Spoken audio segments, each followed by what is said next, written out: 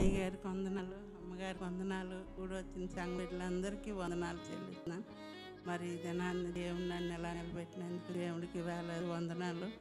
మరి ఎన్నో ఒడిదొడుకులండి, ఎన్నో సమయం నుండి దేవుడు నన్ను సంవత్సరానికి ఒక్కసారని ఏదో ఒక్క నాకు జిలక ఇస్తున్నాడు దేవుడు, నేను సాతాను అయినా దేవుడు తన రెక్కల కింద నన్ను కాపాడి రచించి ఎక్కడ ఏది దెబ్బ తగలకుండా నన్ను కాసి కాపాడుకొచ్చాడు. మరి నూతన సంవత్సరంలో మరి ఈ 90 డేస్ ప్రార్థనలో నన్ను ఎలా నిలబెట్టాడంటే దేవుడి కృప. మంతంగా బస్సు మీద నుంచి 3-4 పర్టీలు వేసి పడిపోయాను. పడిపోయినప్పుడు అందరూ 2-3 గంటల సేపు ప్రార్థన మాట్లేదు. నాకైతే మల్కాపురం పోలీస్ స్టేషన్ తీసుకెళ్ళి పడిశారు. అప్పుడు ఏం చేయాలో తెలియదు, బస్సుడు ఆపలేదు. పాపం అక్కడ ఉన్న వాళ్ళందరూ తీసుకెళ్ళి అక్కడ అప్పచెప్పేశారు. మన వాళ్ళు ఎవరు లేరు. అప్పుడు అలాగా కొద్ది నీళ్ళు అవి అన్నీ పట్టాక కొంచెం తెలివచ్చింది. అప్పుడు అంబులెన్స్లో ఎక్కించారు నన్ను. తెలివి వచ్చాక ఎస్ఐయా నన్ను ఏంటి ఇక్కడ ఉంచావు అని అడిగాను. అడిగితే అమ్మ నిన్ను కేజీఎస్కి తీసుకెళ్తున్నాము అని చెప్పారు. ఆ బాబాయ్ నేను కేజీఎస్కి అయితే రాను, మరి మా బాబు ఉన్నాడు, మా బాబు నెంబర్ చెప్తాను, ఫోన్ చేస్తే వస్తారు, నేనైతే రాను. నేను అంబులెన్స్ ఎక్కడ దిగిపోయాను. దిగిపోతే అప్పుడు దేవుడు కూపన్ పెట్టి మహేష్ మా బాబు చందు గబగబా ఆట వేసుకొని పారేశారు. దేవుడు కూపన్ పెట్టి మరి నాకు ఎక్కడ ఒక చిన్న దెబ్బ కూడా తగలేదు. అందరూ అయితే చనిపోయానని అనుకున్నారు. దేవుడు నన్ను ఇంకా నన్ను ఆయన రెక్కల కింద నన్ను కాపాడి రక్షించారు.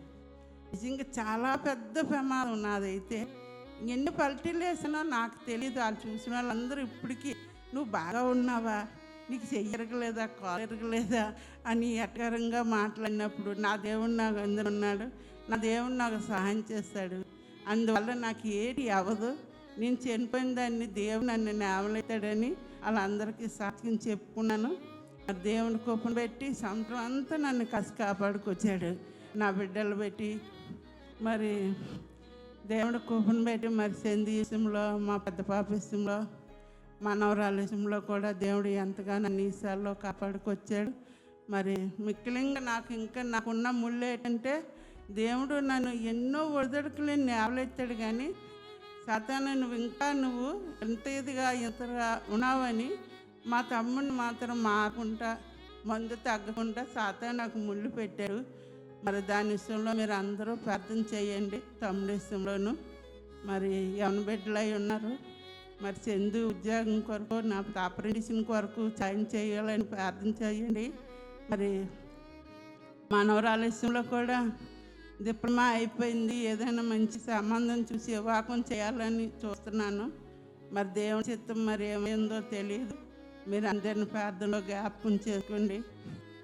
మరి ఇంకో చిన్న పాప చెప్తుంది. నేను మరి చిన్న పాప వాళ్ళు అందరూ నా దగ్గరే ఉన్నారు, నా చుట్టే ఉన్నారు. నాకు ఎవరు లేరు దగ్గర అని లేకుండా నా బిడ్డలిద్దరికి 2 బిడ్డలు ఇచ్చారు. సంతోషంగా నాకు వద్దులేస్తే నా కళ్ళదుట ఉన్నారు. నాకు అదే ఆనందం, అదే ధనం, అదే డబ్బు. నాకు ఇచ్చిన దేవుడు ఇచ్చిన ఆరోగ్యం. మరి 10 రోజుల కిందటైతే మా తమ్ముడు బైకు పట్టుకెళ్ళాడు. తెల్లవారు 5 గంటలు కొట్టుకెళ్ళి ఎక్కడో వదిలేస్తే 3 రోజులు కనపడలేదు. కనపడకపోతే 3 రోజులు ఎంత ఎతికామో, జగ్గు సెంటరు, ఈ సెంటరు, చీనగరు అన్నీ ఎతికాము. పక్కనే ఉంది, మేమైతే చూసుకోలేదు. వాళ్ళ ఇంట్లో పక్కన దాచేశారు, గుడ్డలు వేసి కప్పేసి. మరి దేశమంతా తిరిగాము. మరి మాది కూడా కాదు, పక్క వాళ్ళది ఎరువు తీసుకున్నాడు. తాగేసి ఎక్కడో జ్ఞాపకం లేదు, ఎక్కడెట్టనన్నా జ్ఞాపకం లేకుండా చేస్తాడు. మరి నెలికి లాస్ట్కి దేవుడు డాడీ పేటేశాడు. డాడీ దగ్గర చాలా ఏడ్చేశాను.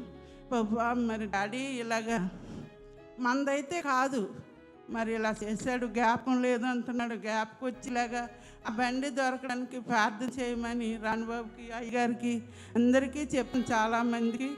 మరి అందుకని ప్రార్థన నన్ను జ్ఞాపకం చేసుకొని తెచ్చిన సోమవారం చెప్పాను, మంగళవారం, బుధవారం నాడు సాయంకాలం బండి దొరికింది. బండి ఎలా దొరికిందంటే మేము ఇలాగ వెళ్ళి రోడ్లోను సందులో పెట్టేశారు, పెద్ద కవర్ కప్పేశారు. కప్పేస్తే ఆ కవర గాలికి ఇలా ఎగురుతుంటే నెంబర్ కనిపించింది. అయ్యో ఈ బండి మందే కదా ఇక్కడ ఉంది అనేసి అప్పుడు గబగబా వెళ్ళి వాళ్ళు అడిగితే మీద మాది అన్నారు.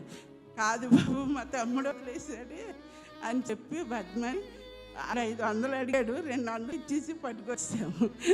కొన్నాళ్ళు దేవుడు నా జీవితంలో చాలా మేలు చేశాడు. నేను చెప్పాలంటే ఓ రోజు పెట్టేస్తుంది. మరి అందిన ప్రార్థనలో నా కొరకు నా బిడ్డల కొరకు ప్రార్థన చేయమని చిన్నసారి